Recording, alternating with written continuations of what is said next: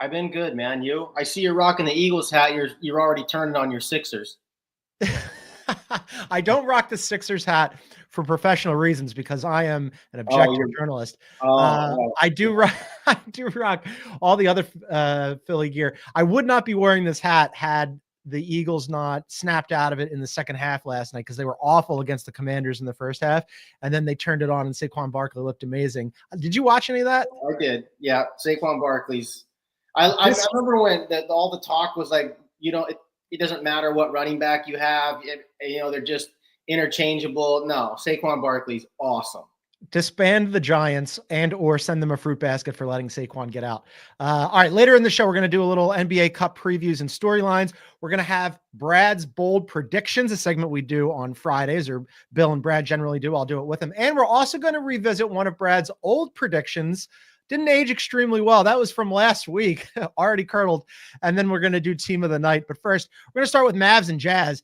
Jazz won last night, Brad. Only one game in the association. Jazz won at 115-113. Jordan Clarkson found John Collins at the end of the game with about 6 seconds left on an easy pass into the lane. Collins threw it down, and then the Mavs just fell asleep on defense. It was the first win at home for the Jazz. They ended up blowing a 16-point lead, but winning the game anyway. I don't really want to focus so much on the Jazz as the Mavs. They're now 5-7. And Brad, they've now lost their last 4 games. They lost by 1 to the Suns. They lost by 2 to the Nuggets. They lost by 3 to the Warriors. And they lost by 2 to the Jazz, total of 8 points. Not so good in the clutch. No, and that was nice of you to say the Mavs fell asleep on defense. Luka Doncic fell asleep on defense. He had his back completely to the play. And if you can't focus in a tie game with 7 seconds left, then you're not focusing at all. His defense has been horrendous. He was horrendous in the finals last year. A big reason why they had no chance at stopping Boston. They would have lost that series anyway. But all I hear about is these guys like Trey and Luka that have such a low bar for defense. It's like we were doing it last year with Trey. Oh, he's been better this year. He's trash. He's trash. All right, wait. Go ahead. Luka was you're right. He did not acquit himself well defensively in the finals. And he complained a lot. However, post All-Star break, post trade deadline, when they went and got Gafford and PJ Washington, and they kind of changed the team and turned everything around and went on that 18-1 run. He was better during that period. I would argue that the team around him got better, and so the weakness wasn't as bad. And it's easier to try when people are picking up for you. There's a lot of dynamics involved in defense. He's not a good defender. He very, very easily slips into unconsciousness. He did it at the wrong time last night. There was another play on a simple ball screen. Colin Sexton walked right to the elbow. It's going around Twitter now, and he just didn't do anything. Like, he just didn't even move on the ball screen. It's like anyway, he fell asleep at the wrong time. He loses the game, but usually the offense makes up for it. Luka Doncic is shooting 32% from 3, 43% from the field. He's been very inefficient to start the year. The 4 losses that you mentioned by a total of 8 points, they have had a chance. I don't know. I can't track this in any way, but it's been a long time since I've seen a team 4 straight games have a chance to either win or tie the game at the buzzer. They have missed all 4 times. Kyrie missed an elbow 3 against Denver. Luka missed one against Golden State and Phoenix. And last night, Najee Marshall airballed in the corner. They've had a shot to win, and you're right, they haven't had it done in the clutch. Luka is below 40% in the clutch. They're not getting it done. Now, that being said, the math on these types of things tend to even out. They're a top 10-point differential team, so that 5-7 record is a little bit deceiving. I would guess, much like the Knicks, they're losing close games. Their point differential suggests a much better team. The defense will get better. I think you'll see the Mavericks and the Knicks start to play better. Maybe I'm sort of jumping into bold predictions, but that's my take on them. Let me play a little devil's advocate here because they're 5-7. They've lost 4 in a row. All of them were close games. They had a chance to either tie or win on a shot in each of those games, and it didn't work out. Yep. They're 9th in offensive rating, pretty good. 12th in defensive rating, passable. And they've played terribly. Luka has not been good. He hasn't been the MVP candidate that we expected. If 1 or 2 of those shots go a different way, and they're not 5-7 and they're 7-5, and maybe their offensive rating ticks up a little bit and their defensive rating ticks up a little bit, are we still hand wringing? I look at this as everything that could go wrong has gone wrong, and they're still like not that bad a team in terms of No, that's not devil's advocate. I agree with that. I think they're better. Their point differential, their ratings, all these things suggest a much better team. It's just in the end, they're every team is tied to their superstar. But in the end, I always thought, to some degree that defense last year was not going to continue. We made the jump that they turned into this all-world defensive team because they got Gafford and P.J. Washington, and they are missing P.J. Washington, or at least last night. But I don't think there's some team that's just going to dominate on the defensive end. They do have to win games by Luka being a superstar consistently. They're going to have to win close games. The thing that we've been riding on the Mavericks that I think is truly sustainable is that they have what should be the two best closers in the league as a tandem. And that has been the difference so far. They haven't closed games. I don't think they're going to suddenly turn into a juggernaut defensive team, but you're right. I think they're a top 10 defense. With those two closers, that formula should be enough, and I think it will be enough as we move forward. Producer Aaron's pushback to both of us is that the record and the conference that they play in isn't great, and they're already out of the top 4 in the West. So, they got to snap out of it because the margin for error in the Western Conference, the degree of difficulty is pretty damn high, and there's no net there, and you're walking the tightrope. Let's do a little NBA Cup conversation preview. So I was talking to Sam about it earlier in the week. Sam Quinn was on with me, and he was kind of like tepid, lukewarm on the NBA Cup. I was more optimistic and bullish than he was. And then after Tuesday, Bill and I were fully in. I am all in on this thing. Where are you on the NBA Cup? Because I thought Tuesday was just such a blast. And they've really stumbled onto something with the margin of victory here because it's keeping guys on the floor late. Totally agree. You're in. I am. The margin of victory is big. And I think for me, it's that I'm so in on once we get to Vegas that it's keeping me interested right now because I want to know who's going to be in Vegas. I'm like what we saw last year with the Lakers and Halliburton and those teams truly wanting to win. That's the thing. And so that's going to make me. Are you a Vegas guy? Well, I was in my youth. I mean, not anymore. I mean, Vegas is how I've got a lot of good Vegas times in my reservoir. But yeah, a lot of bad Vegas times too. But yes, of course. Yeah. One of the worst one ever was when Big Baby was playing for LSU. I was winning every game during this tournament the first night, and it got down to the Elite Eight. Dude, I was up like $3,000. And I said, you know what? I just liked the name Big Baby. I remember Tyrus Thomas was on LSU, and I was like, who's this Big Baby guy? And I laid it all down on Tech. I said, I think they played Texas, and then Memphis played UCLA. I lost them both for $1,500 each. I put all the house money, and I lost all. That was a rough day. That's classic. That's a classic Vegas trip.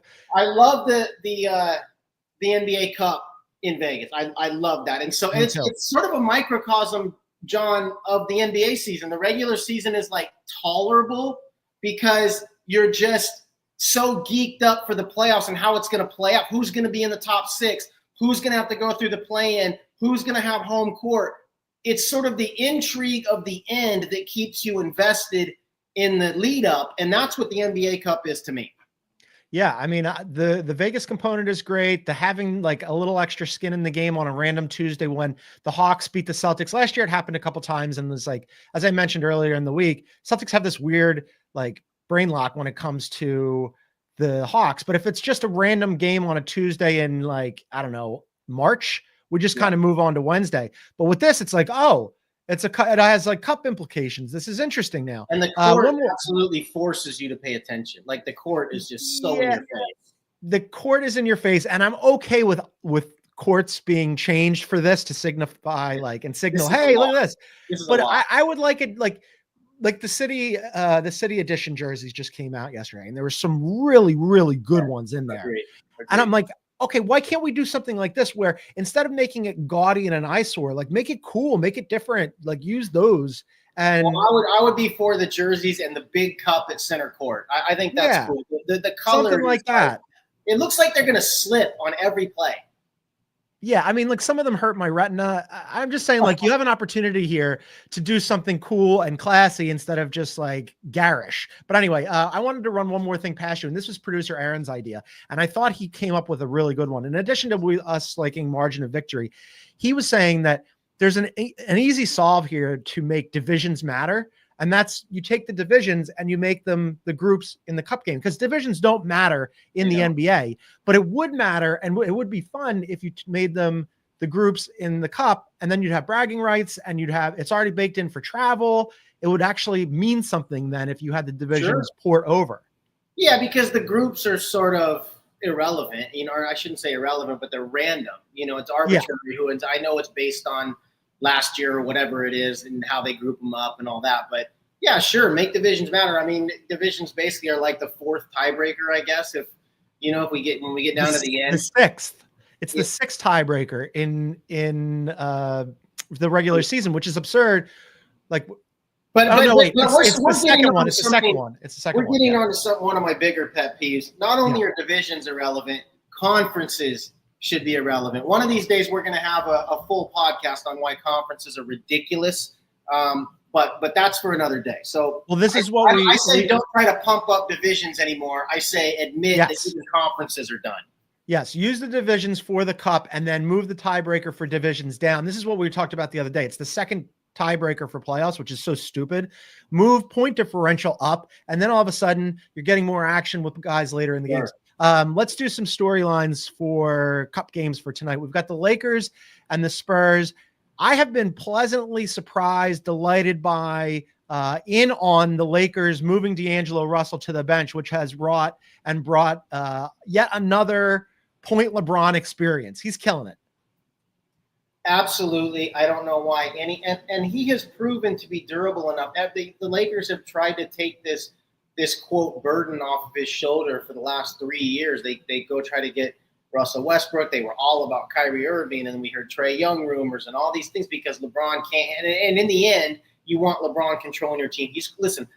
We need to stop referencing his age. He's clearly durable enough. He is clearly the best orchestrator on the court. And when he and Anthony Davis are healthy, and the way that he can get guys open looks, orchestrate the offense, maintain the spacing, keep the pace. I mean, that's the biggest thing that a point guard does in today's game, besides being off the dribble scorers, is creating the pace. Pace is everything in the NBA right now, and nobody does it better in terms of dictating when to slow down, when to speed up, who to get shots when and where on the court. All of this old school orchestration that LeBron does, he's so good at it. He's got 3 straight triple doubles. And yeah, if he's playing like this, if him and AD are healthy, I'm in on the Lakers too. I'm in. It's just been such a fun experience. But I would argue with you on the stop referencing his age. I go the other way. I say keep referencing it. It makes it all the more remarkable what he's doing at 39 years old. And you look at you, handsome as ever, little gray in your beard. I say we got to play up guys our age and a little bit older and give them. I agree. It does make it more impressive, but I'm talking about quit referencing it in terms of something we have to get around. Like, oh, he's old, so we have to change the role. He's still almost. He's clearly not the prime LeBron James, but he is not anywhere near. However long he wants to play, he's not anywhere near a point where we have to start working around his inadequacies. It's just totally not going to be part of the conversation. We saw it during the Olympics, and that should have been another reminder when he was a literal graybeard out there and just destroying dudes and running. He was the number one guy on maybe the best basketball team ever assembled. I mean, it was unbelievable with the exceptions and apologies to Steph Curry in that gold medal game where he went absolutely crazy. Another one for you tonight, Suns. They're 9-3 at Oklahoma City. They're 10-2. The bummer here is no KD or Chet, right? I mean, both of those guys were off to super hot starts. I believe, and Sam and I were talking about this the other day, that OKC has the personnel to withstand this. Hartenstein will be back sooner than later. They do have a size problem. Like, they basically don't have anybody over 6'8" now. The Suns, though, I worry more about the Suns because unplugging KD for any amount of time in the Western Conference could be problematic. No question. And if you look at how the Suns have won games this year, you talk about the Mavericks and their clutch inadequacies. The Suns have gone the other way. I think they're 7-1. They were 7-0 when Durant was there. He was absolutely killing in the clutch. They're winning all these one-possession games. The very first clutch game that they got into when Durant was out, they lost. And so the opposite of the Knicks or the Mavericks, who are losing these games, the Suns' point differential actually suggests not quite as good of a team as, I think they're 9-3 right now. Their point differential suggests that they're not that good. So the difference, you're right, has been Kevin Durant in pulling them through these 1 or 2 possession games at the end. They're digging themselves big holes. They are letting big leads evaporate, and it's all funneling toward these 2 or 3 possession games in the final 3 minutes. Durant was the guy that was pulling them through those. And so they are definitely something to watch, even if it's only a 2-week stretch. 5 games can mean a big deal in the Western Conference. Yeah, it could be huge. It's really remarkable, too, like what they were doing, as you mentioned, with KD, because don't forget, last year, they were abysmal in the fourth quarter. By a million miles, the worst fourth quarter team in the NBA, like doubly as bad in net rating as the next worst. That was never team in the continue. They were horrible. And then all of a sudden this year, as you mentioned, 7-0 in clutch games, they looked amazing. So KD can't get back soon enough. We're going to take a quick break, and then we'll continue with our NBA Cup previews and storylines on the other side. There's some really fun games tonight. We'll do that next. This is Beyond the Arc. Saturdays at 3:30. It's big time.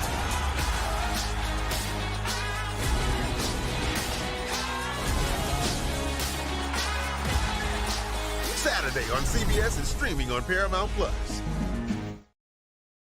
All right, welcome back to Beyond the Arc. John Gonzalez and Brad Botkin hanging out on Friday. A reminder, you can find us wherever you get your favorite podcasts.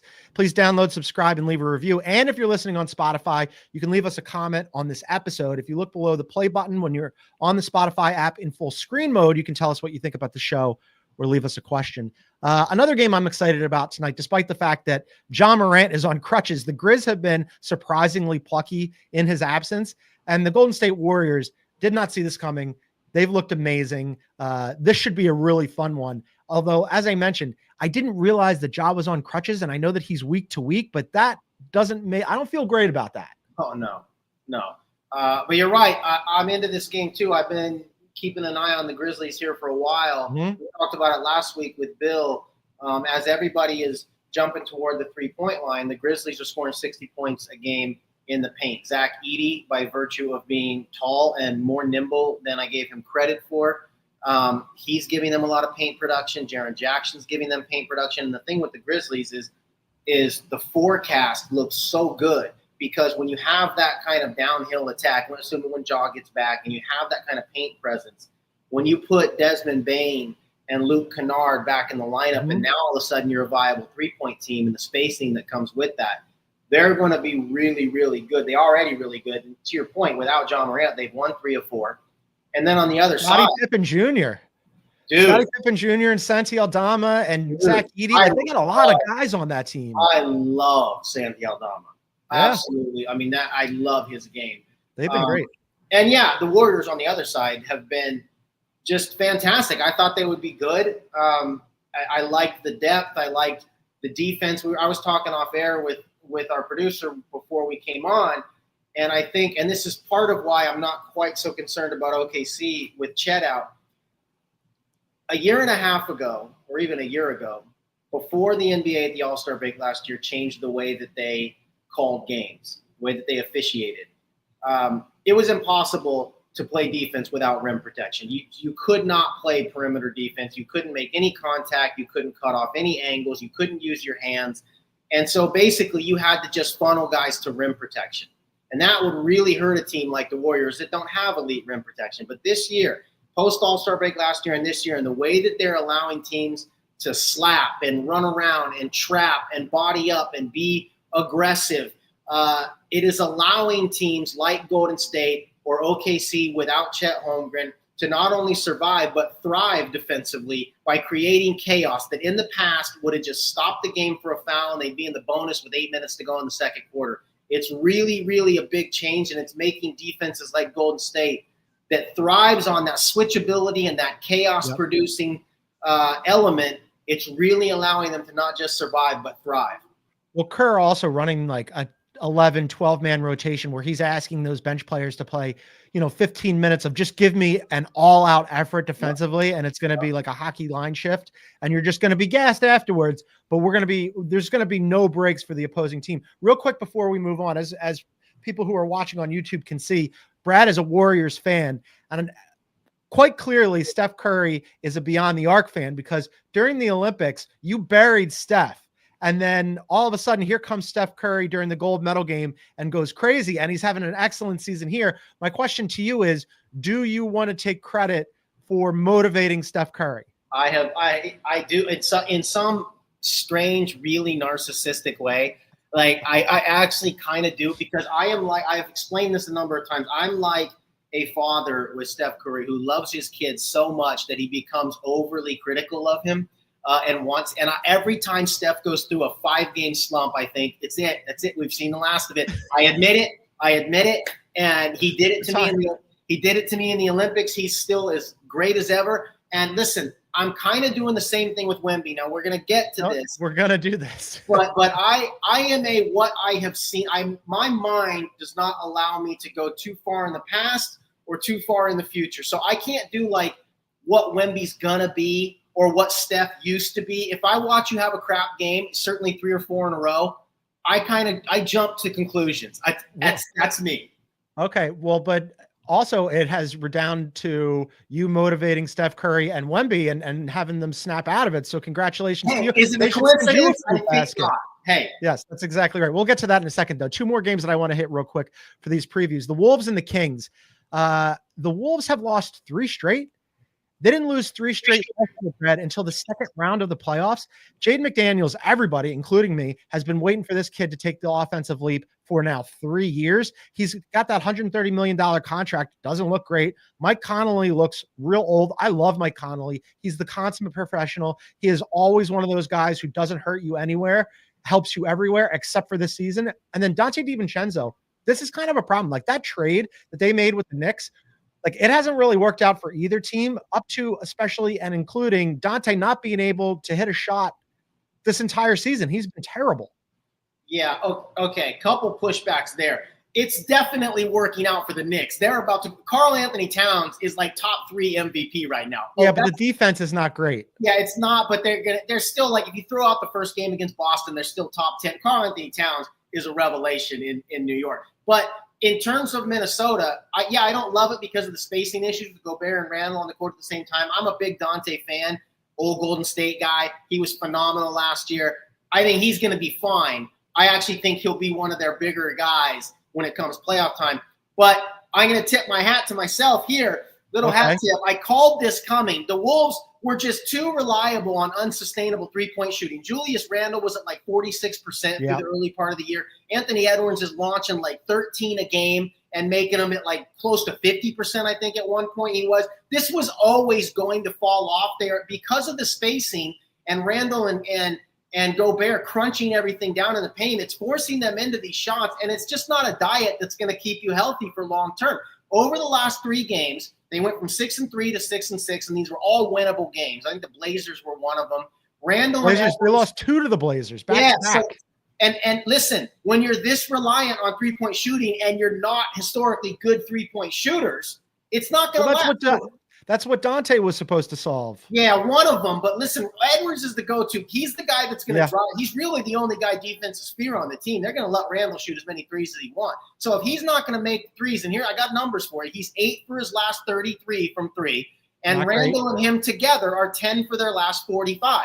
And it really is that simple. If you're going to shoot that many and all of a sudden go cold, you're not going to win, even against the worst team. So I've been worried about this with the Wolves. For a while, they were too dependent, and now it's starting to bite them. Briefly, who do you have more confidence in moving forward? The Wolves, who are 6-6 and have lost 3 straight and can't shoot right now, or the Mavs, who are 5-7 and have lost 4 clutch games? The Mavs, no question, because the point, all the numbers point to them being better. But in the end, this and defense is a little more into it now because of what we just talked about, actually being able to play defense now. But in the end, I really struggle to think that the Timberwolves, I know they did it last year, but town spacing was a big deal. With one guy that the defense fears, it's very, very difficult for me to see them being a top-tier team. It is not difficult for me to see Dallas being a top-tier team. I was so bullish on the Wolves. I've watched almost every one of their games this year, and they just have not been great. And by the way, we should mention Kings. have gotten off to a better start than I anticipated, although they might not have DeMar DeRozan tonight because he's got a little back. Producer Aaron, every time they put that graphic up where they say that I had Warriors all of the top 10, I also said the Kings. Get the Kings up there. I said the Kings were going to be threatening. I didn't say they'd get it, but I said they'd be threatening for a top 6 seed because of DeMar DeRozan in the clutch and how durable he is, which is ironic. You're saying they might be without him now. But that team and their ability to play on speed, but then also when you can't do that, can't run, game slows down. Now they have one of the best slowdown players in the league. I like Sacramento. Keep an eye on them. Yeah, hopefully DeMar isn't out too long because you're right. His durability is one of his best talents, his best assets. Last one for you. You mentioned the Knicks and it working out. I'm going to push back on this a little bit, but they're playing the Nets tonight. 5-7 Nets, 5-6 Knicks. Battle in New York. The Nets have been surprisingly frisky. They're definitely punching above their weight. I don't know that they want to. They need to get Cam Johnson and Dorian Finney-Smith off that team post haste. Cat has been awesome offensively. 46 points the other night. He's questionable for tonight because he banged his knee in the last game in the loss against Chicago. Hopefully he can go because they do need him offensively. They have been awesome offensively. Defensively, as producer Aaron pointed out the other night, everybody is scoring at the rim against him and against the Knicks, and it's been a problem. It has been a problem. Some of this will be mitigated when and if Mitchell Robinson gets back, and so they're kind of stemming the tide until then. But they're not going to be this bad. Again, throw out the Boston game, which was just an otherworldly shooting performance on ring night, and forget about it. They're a top 10 defense since then, I believe. And the thing with the defense is they're going to have to be perimeter oriented. The whole reason we thought that they could play with Boston was because they replicated their switchable size, length, physical defenders with Drew Holiday and Derek White. They go get Mikal Bridges, OG Anunoby, and Josh Hart. They're the best on paper.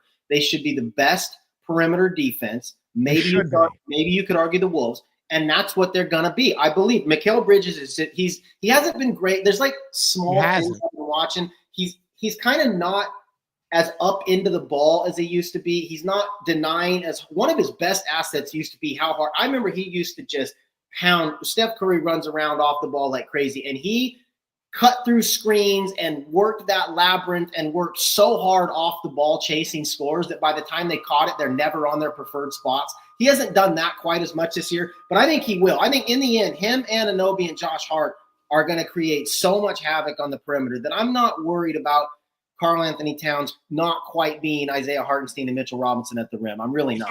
Here's the problem, though.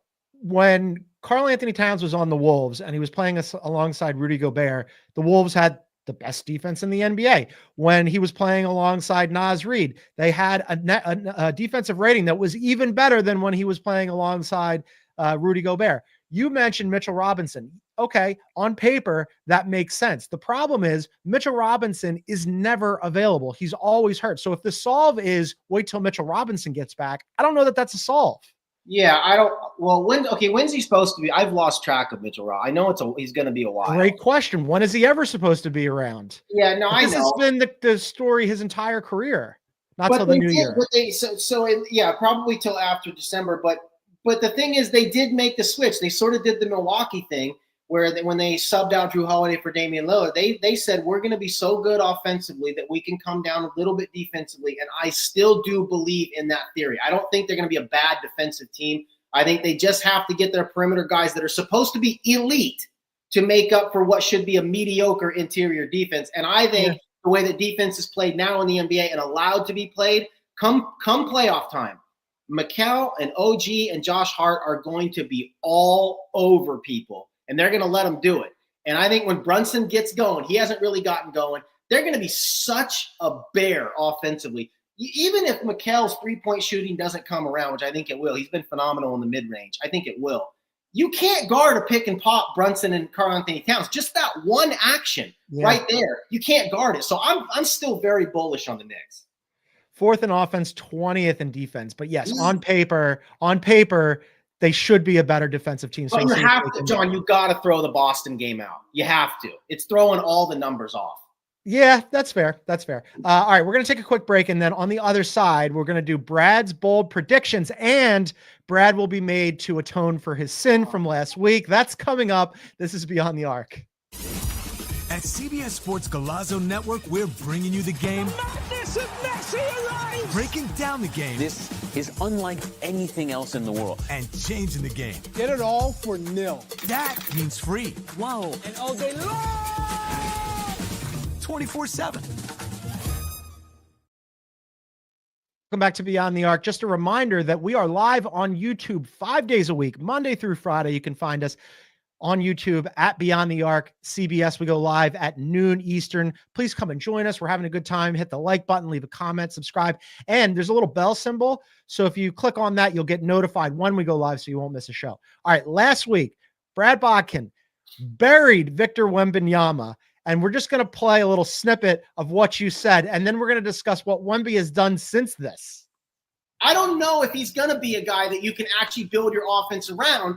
I think that the hype is more to, we've never seen anybody do this thing with size. And then Aaron, our producer, said this great on a text last night about the whole Jurassic Park thing. And you both slandered him.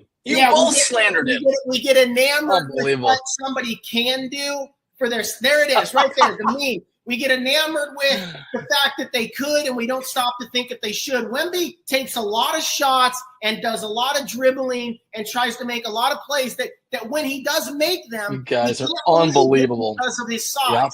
But you can't run an offense through a 20% 3-point shooter.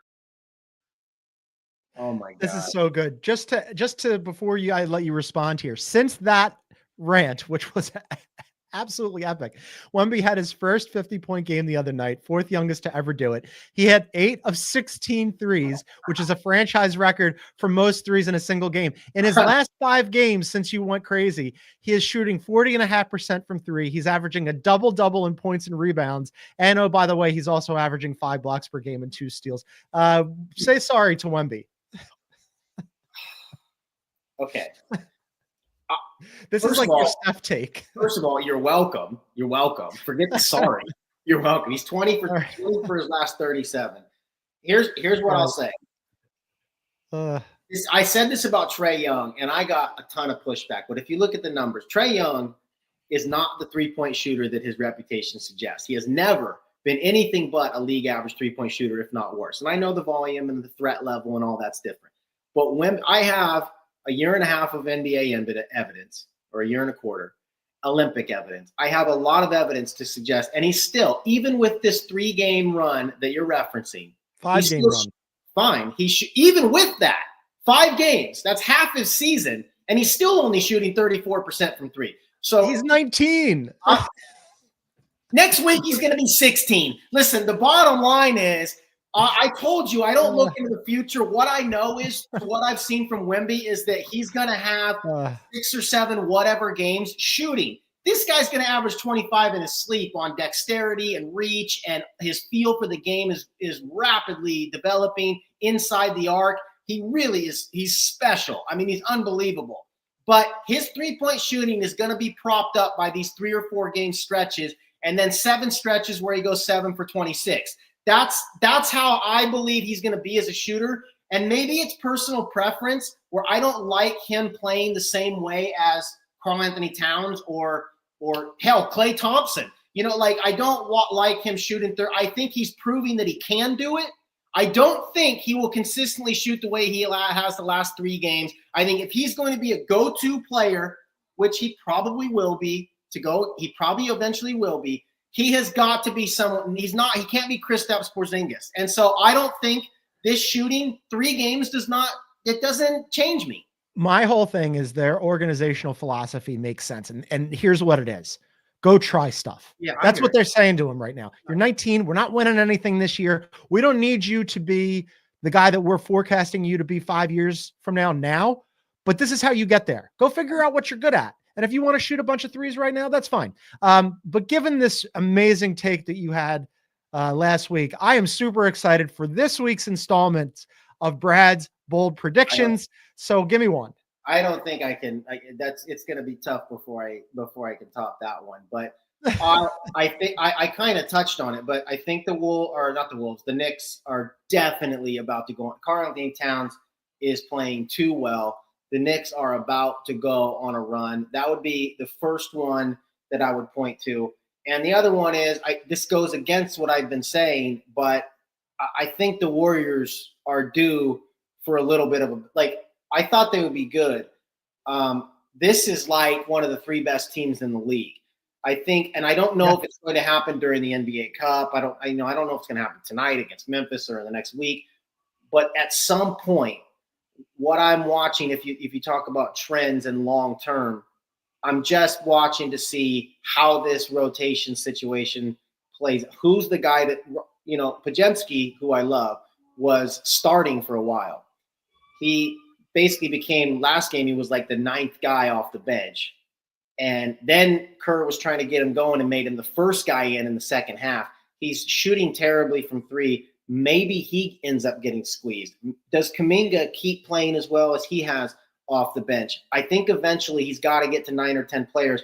And what I'm watching is, are they going to get there by cutting the minutes of somebody or by trading a couple guys? And that's the story of the Warriors season. They got to get to 9 guys. They're either going to do a 3-for-1 trade or some good players are going to get squeezed. And in the meantime, I think their record will suffer a little bit. Don't know exactly when or how. Melton is out again tonight. I'm not as convinced as you that they're going to get down to 9. And earlier in the season, if you had asked me, I would have said, absolutely, this is too unwieldy. What are they doing? But Kerr, to his credit, was like, no, this is how we're going to play. Because as I mentioned, they're running guys out there. And it's like, listen, you're going to play 12 to 18 minutes tonight.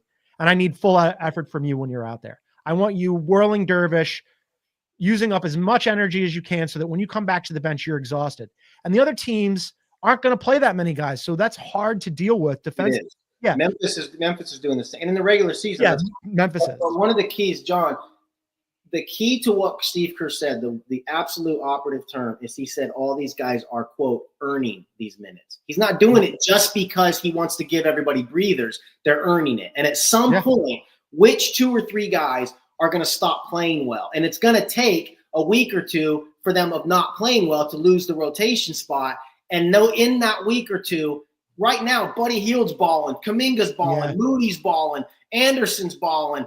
All of them are. And at some point, that's why he's playing 12 guys. It's cool that everybody's getting a rest and not having to tax themselves as a byproduct, but they're playing because they're earning it. And at some point, 12 guys are not going to all be playing well. And when that happens, I think they're going to come back to earth a little bit. I like them. I mean, I just, you're right. It's probably unsustainable for all of them to be playing that well over the full course of a season, but there's always hiccups for every team, bumps in the road for every team in the NBA. I just think they're built to be legitimate this year. And that doesn't mean that they won't do a 3-for-1 trade or something like that. They're obvious, trade candidates. So we'll see what happens with them. Do you have any more bold predictions, or is that it for this week? Let me think.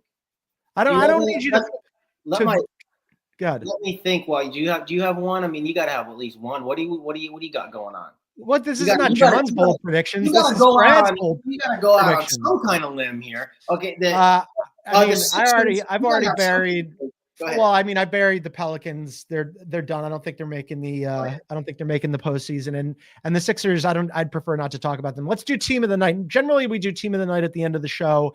And there's a bunch of games that have happened. Last night, there was exactly one game that happened. So we'll have to get a little creative here with team of the night. But who do you got? Well, I guess we got to go Dallas. We've talked about everything with Dallas. But, listen, I got to go back to – I do have another bold prediction. And let's just pretend that the Pelicans played last night. You just made me remember that. We got to close the book on the Zion experiment. Close the book.